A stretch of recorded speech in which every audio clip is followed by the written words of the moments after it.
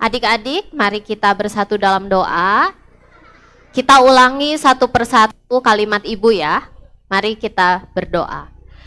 Bapa kami yang di surga, kami bersyukur kami dapat kesempatan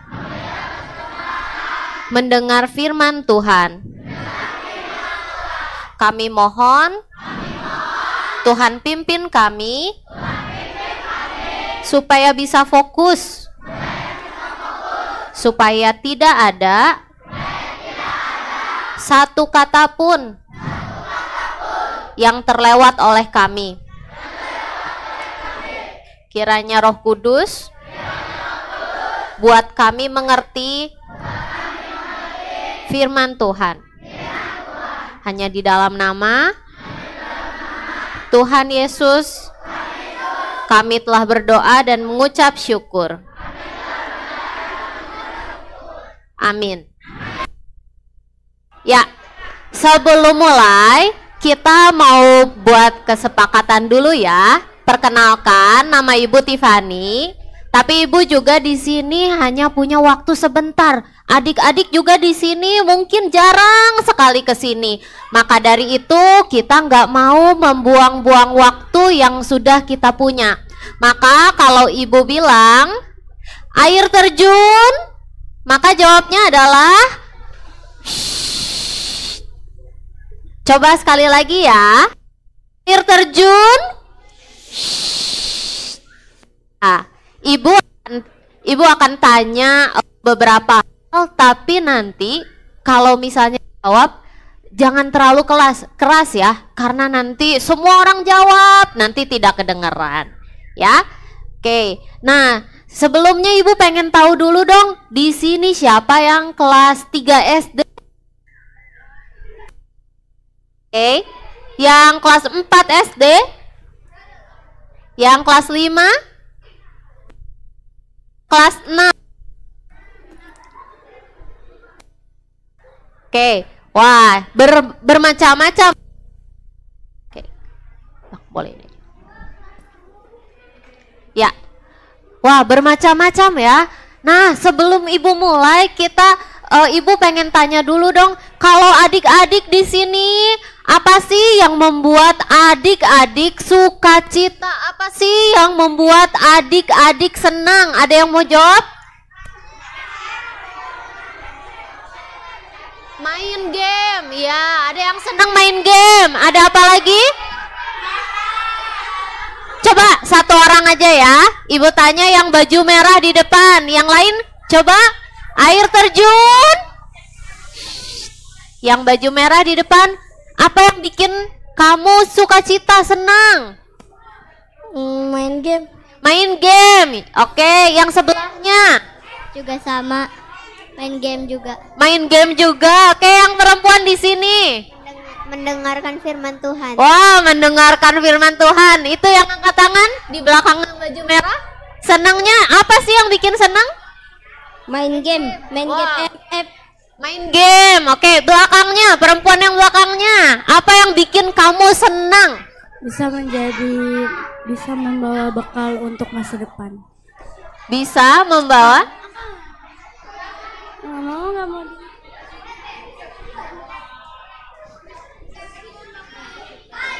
Bisa mendengarkan firman Tuhan katanya. Oke, Kak. bisa mendengarkan firman Tuhan. Ada lagi yang mau jawab? Yang baju ungu, terakhir. Baju ungu. Apa yang bikin kamu senang? Bisa mendengarkan firman Tuhan. Oke, luar biasa ya. Wah, macam-macam ya. Macam-macam ya. Ada yang main game, ada yang mendengarkan firman Tuhan. Wah, kalau Ibu waktu kecil, Ibu senangnya apa ya? Ibu waktu kecil, wah senang kalau bisa punya banyak teman. Kalau main sama teman-teman, wah Ibu rasanya senang sekali. Wah, kalau misalnya bisa makan makanan kesukaan Ibu, wah Ibu sukacita sekali. Wah, kalau misalnya Ibu mikir, wah nanti kalau udah besar, kalau Ibu bisa punya banyak uang, wah rasanya sukacita sekali.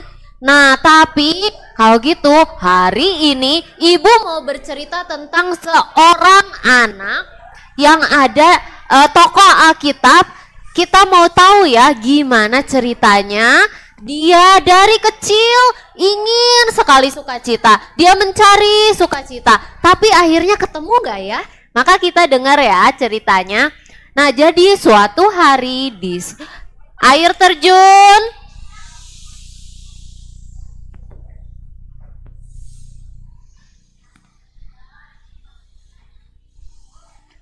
Ya, jadi suatu hari di sebuah kota kecil yang bernama Kapernaum.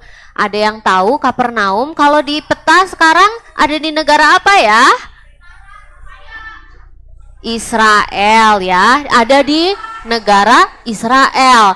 Jadi kota Kapernaum itu adalah sebuah kota kecil.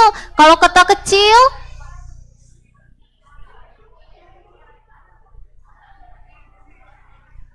sebelum semuanya tenang, Ibu tidak akan melanjutkan ya. Kita mau mendengar firman Tuhan. Maka kalau dengar firman Tuhan, maka sikapnya harus hormat ya. Oke, Ibu lanjutkan. Nah, jadi kota kecil ini namanya Kapernaum. Kapernaum ini, wah, karena kota kecil ya, satu dengan yang lainnya itu semuanya saling kenal. Jadi kalau ada kabar satu, yang lain juga tahu. Nah, kota Kapernaum ini kebanyakan orang-orangnya pekerjaannya adalah nelayan.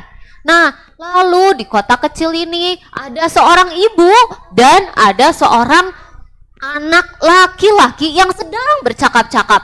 Lalu suatu hari ibunya berkata kepada anak ini, "Nak, ibu sedih sekali. Wah, uang kita sudah hampir habis, makanan kita juga sudah hampir habis. Wah, ibu takut sekali kalau misalnya semuanya habis, nanti kita tidak bisa makan, nanti kita kelaparan. Wah, bagaimana ya?" Lalu anaknya bertanya kepada ibunya, "Hah, masa sih Bu? Bukannya minggu lalu ayah baru bekerja ya? Wah, uangnya kemana itu?" "Iya nak, benar. Ayah baru bekerja, ayah baru dapat uang. Tapi bangsa Romawi itu baru saja menaikkan pajak." Wah, pajak itu apa ya adik-adik? Pajak itu ketika kita harus membayar uang kepada pemerintah. Wah, ternyata saat itu bangsa Israel sedang dijajah. Wah, Indonesia pernah dijajah atau enggak? Siapa yang menjajah Indonesia? Belanda, Jepang, iya. Ya, ada yang sebelum-sebelumnya ya. Oke, sudah. Ya, ada Portugis, ada Belanda, ada Jepang. Ya, yang paling lama itu Belanda. Nah, kalau misalnya dijajah, wah, tidak enak sekali ya kalau dijajah. Waktu zaman dulu orang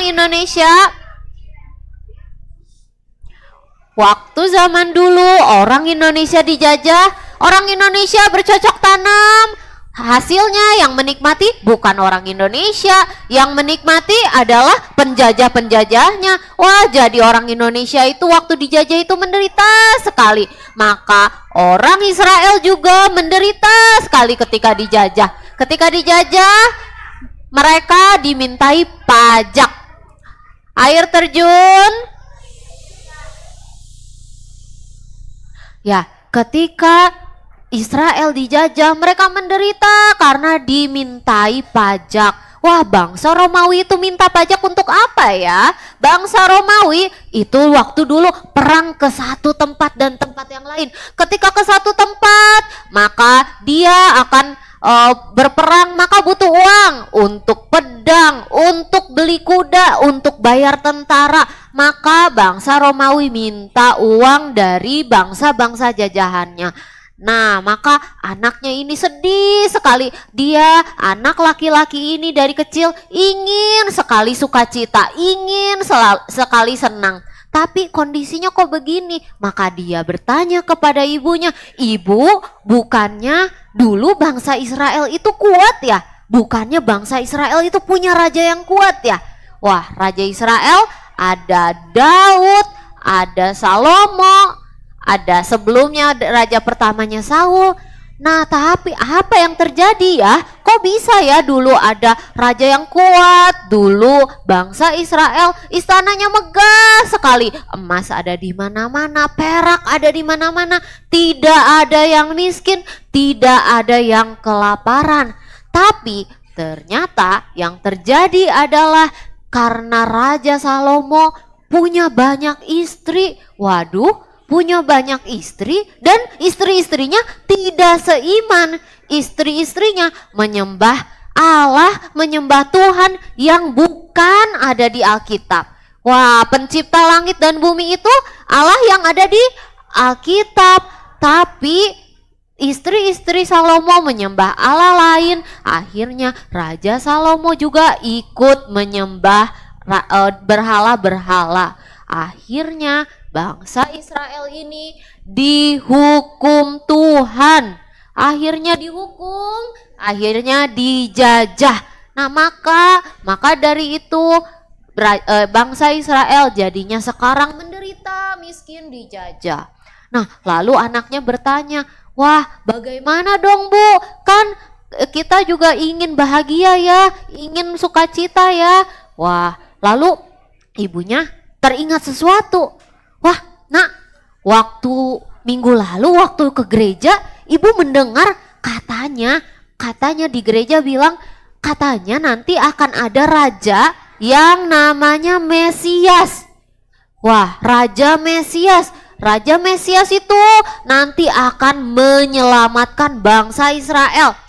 Tapi kalau mau diselamatkan ada syaratnya. Wah, apa ya syaratnya? Syaratnya adalah harus mentaati hukum Taurat. Wah, hukum Taurat itu ada jangan membunuh ya, jangan membunuh. Ada hukum Taurat, jangan bersaksi dusta, jangan berzina, menghormati orang tua ya. Jangan mengingini barang sesamamu ya. Lalu ya ada jangan membunuh dan lain-lain. Menguduskan hari Sabat. Wah, ada banyak ya. Maka anak laki-laki ini dari kecil dia berdoa kepada Tuhan. "Tuhan, aku mau menjaga hidupku, mau taat hukum Taurat. Tuhan, aku mau taat hukum Taurat. Kiranya Raja Mesias itu boleh datang." Wah, dari kecil anak ini menantikan Raja Mesias yang mau menyelamatkan bangsa Israel. Wah, tapi apa yang terjadi ya? Wah, anak ini lalu bertumbuh menjadi remaja. Kira-kira usianya usia SMP. Wah, ketika SMP temannya makin banyak ya. Wah, ada teman makin banyak. Ada temannya yang mengajak anak ini bermain. Nah, anak ini dipanggil dengan sebutan Lewi. Wah, nanti kita lihat ya, ini siapa ya tokoh Alkitab ini. Nah, anak ini dipanggil dengan sebutan Lewi ya. Nah, lalu teman-temannya manggil, "Lewi, ayo sini main. Ah, aku tidak bisa main, ibuku bilang aku harus pulang." Wah, teman-temannya mengajak terus, lalu teman-temannya bilang, "Ah, masa sih sekarang masih taat sama ibu? Ah, masa sekarang taat sama orang tua? Kan sekarang yang keren itu ikut teman, ikut main, ayo main." Wah, kira-kira Lewi harusnya taat sama siapa ya? Sama ibu ya. Lalu akhirnya benar, Lewi pulang ke rumah. Nah, ibunya ternyata kenapa ibunya tidak mau Lewi main sama teman-temannya? Karena teman-teman ini adalah teman-teman yang nakal. Ibunya takut kalau Lewi main sama teman-teman ini nanti Lewi ikutan nakal. Tapi ketika Lewi datang lagi, pergi lagi bertemu dengan teman-temannya, wah, setiap hari teman-teman itu mengajak terus Lewi untuk main. Akhirnya Lewi jadi ragu-ragu, Lewi jadi bingung.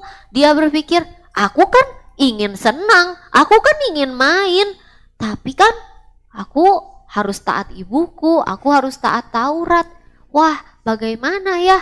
Aku ingin dua-duanya. Wah, tapi kalau misalnya ibuku tidak tahu kan tidak masalah ya. Wah, masalah enggak?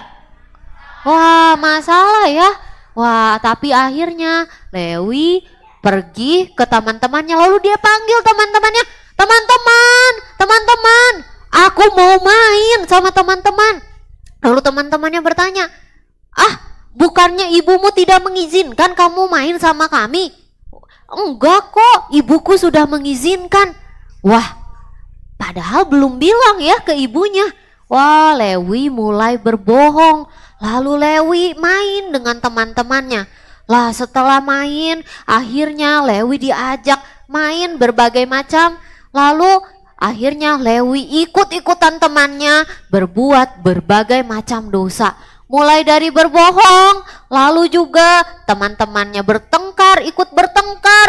Teman-temannya mencontek, ikut mencontek. Lalu juga ketika kehabisan uang, teman-temannya mengajak Lewi untuk mencuri. Lewi juga ikutan. Wah, maka Lewi ini bertumbuh ikut-ikutan teman-temannya, maka dia berbuat berbagai dosa. Nah, lalu setelah Lewi ini bertumbuh dewasa, ketika dia sudah besar, suatu hari di satu lapangan yang besar ada satu orang bapak-bapak berteriak-teriak, "Siapa mau kerja? Siapa mau bekerja? Siapa mau uang banyak? Sini, kalau mau bekerja ayo ke sini." Wah, langsung Lewi ini datang kepada bapak-bapak itu. "Pak, iya Pak, saya mau bekerja, saya mau uang banyak Pak. Pekerjaan apa itu?" Lalu bapak itu memberitahu pekerjaannya namanya pemungut cukai. Wah, pemungut cukai itu apa ya? Pemungut pajak. Wah, Lewi langsung bingung. Tidak itu kan pekerjaan berdosa. Nanti itu kan pekerjaan yang membuat bangsa Israel ini menderita. Bangsa Israel ini miskin. Aku tidak mau Lalu bapak itu berkata, kamu pikirkan lagi. Kalau kamu berubah pikiran, nanti cari saya saja ya. Silakan cari saya di sini. Saya tiap hari ada di sini. Lalu Lewi ini ketika pulang dia berpikir lagi. Dia pikir, aduh, aku ingin taat Taurat, tapi aku juga waktu kecil gak punya uang, waktu kecil miskin. Maka aku setelah besar, aku kan pengen bahagia, aku pengen senang, maka aku juga pengen banyak uang. Wah, akhirnya Lewi ini akhirnya memutuskan, oke, aku mau menjadi pemungut cukai. Wah, akhirnya Lewi menjadi pemungut cukai. Nah, adik-adik, ini siapa ya tokoh Alkitab yang pemungut cukai? Siapa namanya? Iya, nama lainnya? Iya benar, Matius, Bapak Matius. Di kitab Perjanjian Baru, kitab keberapa? Pertama. Iya, jadi Bapak Matius ini menjadi pemungut cukai dan akhirnya dia bekerja setiap hari. Ada sebuah bilik, lalu ada lubang seperti kasir, maka dia setiap hari berdiri di situ. Lalu ada banyak orang yang mengantri untuk membayar pajak.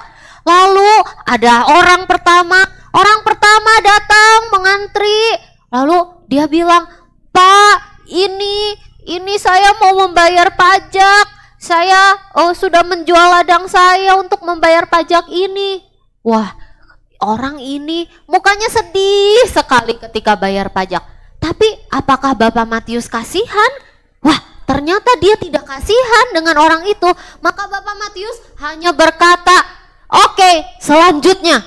Wah, lalu ada lagi orang kedua datang.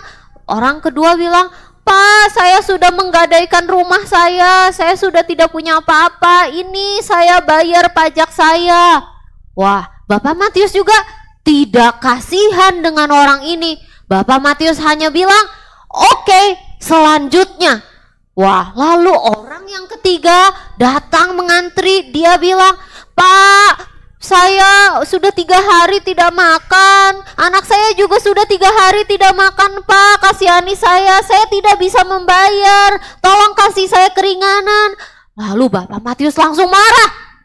Apa? Mana bisa seperti itu? Kamu harus bayar pajak. Kamu tidak mau bayar pajak. Kalau kamu tidak mau bayar pajak, maka nanti kamu harus ditangkap oleh tentara. Tidak, Pak, saya tidak bisa. Tolong beri keringanan. Ah, tidak mau tahu. Tentara. Tidak. Wah, maka orang itu ditangkap oleh tentara, dimasukkan ke dalam penjara. Wah, kalau kita dengar cerita ini, Bapak Matius ini sangat berdosa ya. Wah, parah sekali ya Bapak Matius ini. Tapi adik-adik, Alkitab mengatakan, Alkitab itu ternyata bukan hanya bercerita tentang tokoh-tokoh Alkitab, tapi Alkitab itu juga bercerita tentang kita semua. Di sini ibu mau tanya, siapa yang dari kecil sampai sekarang satu kali pun tidak pernah berdosa? Boleh angkat tangan? Ada? Dari kecil sampai sekarang tidak pernah berbuat dosa. Ada? Ibu mau tanya lagi. Wah, ada yang angkat tangan ya. Oke. Ibu mau bertanya lagi, siapa yang dari kecil sampai sekarang tidak pernah satu kali pun berbohong? Ada?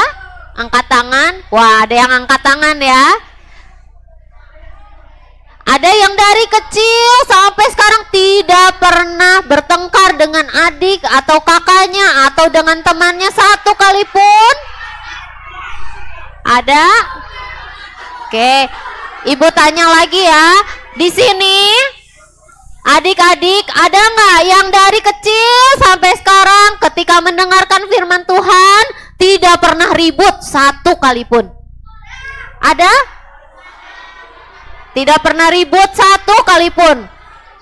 Dari tadi adik-adik ribut bukan? Wah, ini saja udah ini ya. Tadi barusan ribut, tapi berani angkat tangan. Waduh, hati-hati ya. Nah, jadi kata Alkitab, kita fokus lagi ya. Kita fokus lagi. Air terjun. Wah, ternyata Alkitab mengatakan semua manusia telah jatuh di dalam dosa. Bapak Matius kita lihat, wah dia berdosa sekali. Tapi bukan saja Bapak Matius saja, tapi semua dari kita juga sudah jatuh di dalam dosa. Ketika kita mungkin, wah teman kita punya barang baru, wah kita iri, kita ingin, kita iri. Wah kata Alkitab, kalau di hukum Taurat tadi tidak boleh mengingini barang sesamamu. Mungkin kalau ibu kita minta tolong, kita tidak mau menolong. Atau mungkin kita bertengkar dengan adik, kakak, atau teman-teman kita. Atau mungkin kita tidak membunuh, mungkin kita tidak mencuri, tapi kita tidak bersyukur. Wah, Tuhan telah memberikan kita berbagai hal, bahkan setiap detik saja nafas kita itu bergantung kepada Tuhan. Tapi mungkin hari Minggu saja kita ke gereja, tapi setiap hari apakah kita berpikir tentang Tuhan? Apakah kita rajin berdoa? Apakah kita membaca firman Tuhan? Apakah kita mau mengenal Tuhan yang telah memberi kita hidup? Mungkin kita tidak ya. Mungkin kalau Minggu di gereja harus jaga sikap. Tapi hari Senin sampai Sabtu, Senin sampai Sabtu kan bebas ya. Wah, ada banyak sekali dosa yang bahkan kita belum tidak terlihat orang, tapi mungkin dalam hati kita benci. Mungkin kita juga tidak senang. Wah, ada teman jahilin kita, nakalin kita langsung benci. Kita pengen balas dia. Atau mungkin kita untuk bisa senang, kita melawan orang tua kita. Wah, ada banyak hal yang kita lakukan ya. Maka kembali ke cerita tadi, Bapak Matius setelah melihat orang-orang yang mengantri itu, dia mulai merasa bersalah. Wah, dia pulang ke rumah, dia berpikir-pikir, waduh, ternyata aku membuat orang menderita ya, aku membuat orang sengsara ya. Wah, bagaimana ya? Maka ketika Bapak Matius besoknya dia bekerja tapi ada yang berbeda. Ketika dia bekerja pada hari itu, dia bekerjanya begini. Dia bekerjanya bagaimana? Dengan mata yang kosong. Wah, dia bekerja tapi dengan sedih. Lalu ketika dia pulang, di perjalanan ada banyak orang-orang Israel yang berteriak-teriak, dasar kamu pengkhianat bangsa, kamu patut untuk dihukum neraka, kamu harus dijatuhi hukuman, dasar pengkhianat bangsa. Lalu Bapak Matius ketika pulang, dia semakin sedih, dia sadar, wah, aku ini telah berdosa ya, aku patut untuk dihukum, aku patut dihukum neraka. Wah, kita juga, Alkitab mengatakan kita ini semua berdosa dan upah dosa adalah maut. Artinya maut itu apa? Mati. Artinya adalah neraka. Neraka itu apa ya? Neraka itu arti yang sebenar-benarnya adalah kita terpisah selama-lamanya dengan Tuhan. Kita ulangi ya, neraka artinya terpisah selama-lamanya dengan Tuhan. Sekali lagi, neraka itu terpisah selama-lamanya dengan Tuhan. Nah, jadi kita di sini mungkin di sini ada yang paling sayang sama ibu? Ada ya? Ada yang paling sayang sama ayahnya? Ada ya? Wah, kalau misalnya kita sayang sama ibu kita, tiba-tiba suatu hari ibunya marah, lalu dia pergi, lalu dia tidak mau pulang lagi, tidak mau ketemu kita lagi, tidak mau lagi untuk menyayangi kita. Wah, kita gimana ya perasaannya ya? Wah, sedih ya, kita takut juga kan kalau ibu kita marah meninggalkan kita, bagaimana ya? Wah, nah maka kita ketika terpisah dari orang yang paling kita kasihi, kita menjadi sedih, kita pasti merasa tersiksa. Maka ketika kita terpisah dari Tuhan selama-lamanya, Tuhan yang menciptakan kita, Tuhan yang paling mengasihi kita, wah, rasanya pasti itu jauh lebih menyiksa dibanding ketika kita terpisah dari orang yang kita kasihi di bumi ini. Mungkin bisa 100.000 atau berjuta-juta kali lipat lebih tersiksa. Dan neraka itu dikatakan itu penghukuman selama-lamanya. Maka kita tidak bisa bilang minggu depan ini akan berakhir, bulan depan ini akan berakhir. Tidak bisa. Neraka itu selama-lamanya terpisah dari Tuhan. Wah, kalau begini bagaimana dong? Maka kita semua di sini, kita mau diampuni Tuhan nggak? Mau ya? Wah, lalu kita berpikir gimana ya? Gimana ya Bu caranya supaya kita diampuni oleh Tuhan, supaya kita tidak terpisah lagi dari Tuhan, supaya kita sukacita. Tadi ya Bapak Matius, dia pikir waktu kecil, oh kalau punya uang banyak dia akan sukacita, kalau punya banyak teman dia akan sukacita. Tapi ternyata setelah besar dia punya teman, dia punya uang, tapi hatinya tersiksa, tapi dia tidak sukacita. Nah maka sukacita ketika bisa bersama Tuhan, tapi gimana ya biar diampuni dosanya?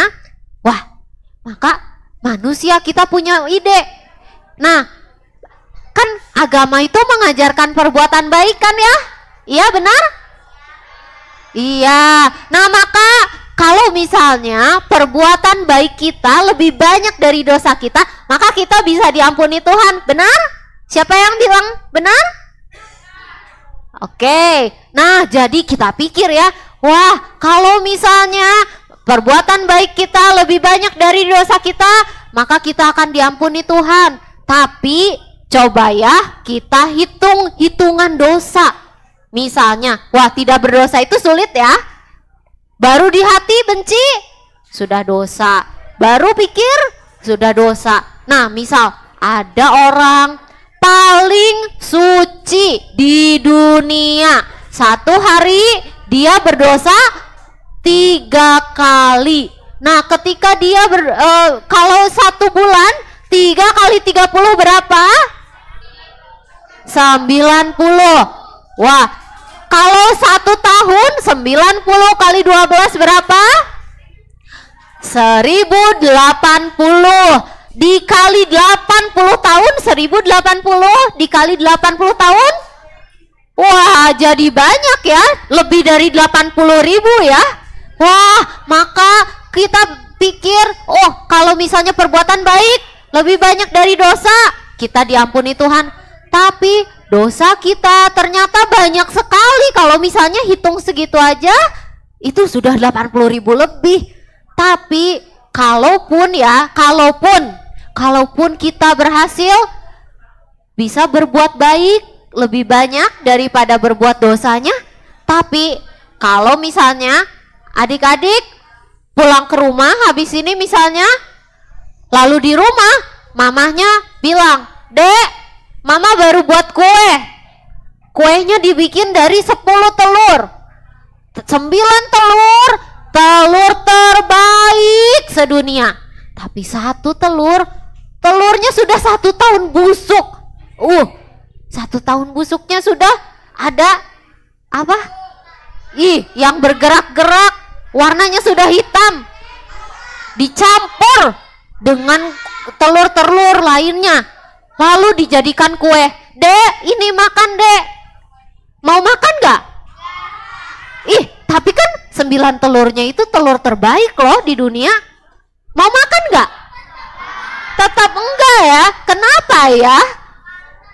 Karena sudah tercampur. Nah maka ternyata Alkitab mengatakan juga sama. 1 dosa saja itu hukumannya adalah maut. Jadi tuntutan Alkitab adalah sempurna. Jadi bisa nggak dengan berbuat baik kita diampuni Tuhan? Tidak bisa. Kan 9 telur baik, 1 telur busuk dicampur, kita tidak mau makan ya. Maka kita punya banyak perbuatan baik, tapi ada 1 dosa saja tetap tidak bisa diampuni Tuhan dengan berbuat baik. Nah maka dikatakan seperti itu. Wah, Bapak Matius juga sadar ketika dia memikirkan itu. Wah, dia merasa, wah tidak ada pengharapan untukku. Aku patut dihukum Tuhan. Lalu mau berbuat baik pun juga tidak bisa diampuni Tuhan. Nah maka Bapak Matius ini berpikir-pikir, lalu dia teringat sesuatu.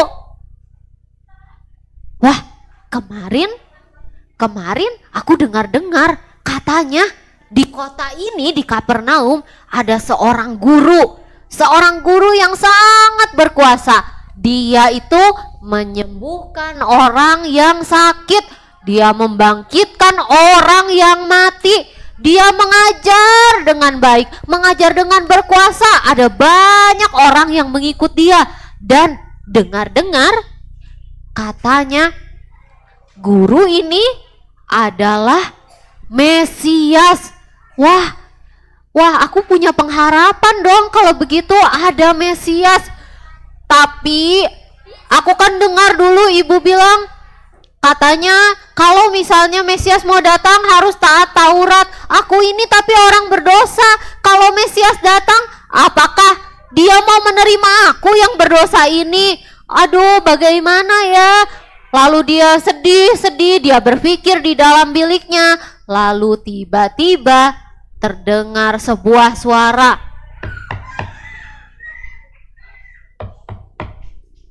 Wah, suara apa itu?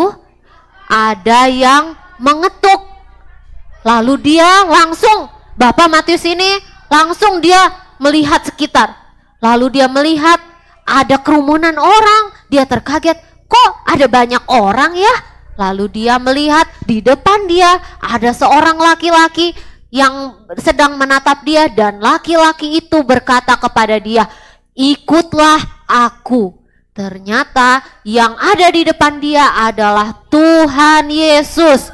Wah, Tuhan Yesus mengajak Bapak Matius itu mengikut Tuhan Yesus. Lalu dia langsung berpikir dalam hatinya, wah, Sang Mesias mau datang kepadaku. Kok Sang Mesias mau menerima aku yang berdosa ini? Aku ini sudah menyiksa bangsaku. Orang tuaku dijauhi oleh orang lain karena aku bekerja pekerjaan yang menyiksa mereka. Aku sudah berdosa.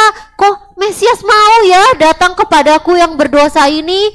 Wah, langsung Bapak Matius karena dia merasa tidak layak, dia tidak layak, dia berdosa, tapi Mesias mau datang kepadanya, dia langsung berdiri, langsung dia bersuka cita, dia panggil teman-temannya, teman-temanku, para pemungut cukai, ayo ke sini, aku baru bertemu dengan Mesias, aku mau mengadakan perjamuan yang sangat besar. Lalu mereka semua makan bersama-sama. Lalu Tuhan Yesus juga ada, pemungut cukai yang lain juga ada, dan ada yang datang saat itu. Yang datang adalah ahli Taurat, ahli Farisi. Wah, ahli Taurat, ahli Farisi ini datang kepada Tuhan Yesus. Dia tanya kepada Tuhan Yesus, kenapa kamu makan dengan orang berdosa? Lalu Tuhan Yesus menjawab, katanya, aku datang bukan untuk orang benar, melainkan untuk orang berdosa. Nah, maka di sini tuh kita semua berdosa. Kita berbuat baik untuk diselamatkan, bisa tidak? Tidak bisa ya. Kita berbuat baik diselamatkan tidak bisa. Tapi 2000 tahun yang lalu Tuhan datang ke dunia. Dia lahir di kandang domba. Dia hidup sempurna. Dia mentaati semua hukum Taurat. Selama 33,5 tahun dia hidup. Dia melayani. Dia melakukan mujizat. Dan pada akhirnya walaupun Tuhan Yesus itu tidak berdosa, jadi semua pemimpin agama itu berdosa. Hanya Tuhan Yesus pemimpin agama yang tidak berdosa. Nah, tapi Tuhan Yesus 33,5 tahun lalu dia dihukum. Dia dihukum penghukuman yang paling kejam saat itu, paling berat. Itu bukan hukuman untuk orang-orang yang biasa hanya mencuri dihukum disalib, tidak. Itu adalah hukuman paling berat, paling memalukan saat itu. Tuhan Yesus dihukum apakah karena dia berdosa? Apakah karena dia bersalah? Tidak, dia tidak berdosa, dia tidak bersalah, tapi dia dihukum karena dia menggantikan hukuman kita. Seharusnya yang mati adalah kita, tapi yang mati adalah Tuhan Yesus. Seharusnya yang ditolak adalah kita, tapi yang ditolak adalah Tuhan Yesus. Apakah untuk kita yang taat pada Tuhan? Apakah untuk kita yang baik? Bukan. Untuk kita yang bahkan sering kali kita melupakan Tuhan, sering kali kita tidak mau baca Alkitab, sering kali ketika firman Tuhan diperdengarkan pun kita tidak peduli. Padahal Tuhan telah memberikan segala sesuatu, baik nafas, baik hidup kita, semua dari Tuhan. Dan Tuhan itu mengasihi kita. Kenapa Tuhan mau dihukum? Padahal kita tidak pernah berbuat baik kepada Tuhan. Karena Tuhan mengasihi kita, maka Tuhan Yesus datang ke dunia dihukum untuk menggantikan hukuman kita, sehingga barang siapa yang percaya kepada Tuhan Yesus, maka dia akan diampuni dosanya. Nah, maka adik-adik, marilah kita percaya kepada Tuhan Yesus. Kita menyerahkan seluruh hidup kita dengan sukacita mengikut Tuhan Yesus. Maka Bapak Matius ini akhirnya dia mengikut Tuhan Yesus dengan sukacita. Dan selanjutnya, apa yang Bapak Matius lakukan? Bapak Matius melayani Tuhan dengan sukacita seumur hidupnya. Nah, maka Bapak Matius setelah mengikut Tuhan Yesus, dia ketika dengar firman Tuhan, dia memperhatikan baik-baik. Lalu dia catat. Wah, di sini adik-adik ada yang mencatat tidak?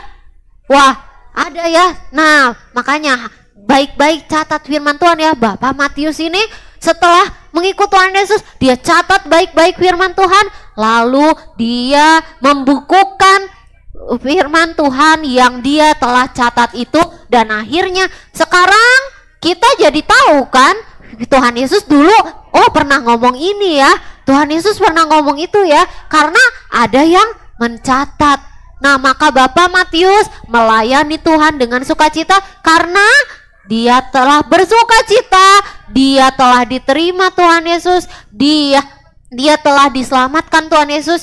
Jadi ternyata Bapak Matius menemukan sukacita terbesar yang bisa dia temukan di dalam hidup ini bukan punya banyak teman, bukan punya banyak uang, tapi sukacita terbesar karena Tuhan Yesus menyelamatkan dia. Karena Tuhan Yesus datang ke dunia menyelamatkan dia, menebus dosa dia. Ini sukacita terbesar Bapak Matius. Dan akhirnya dia responi Tuhan Yesus dengan melayani seumur hidup.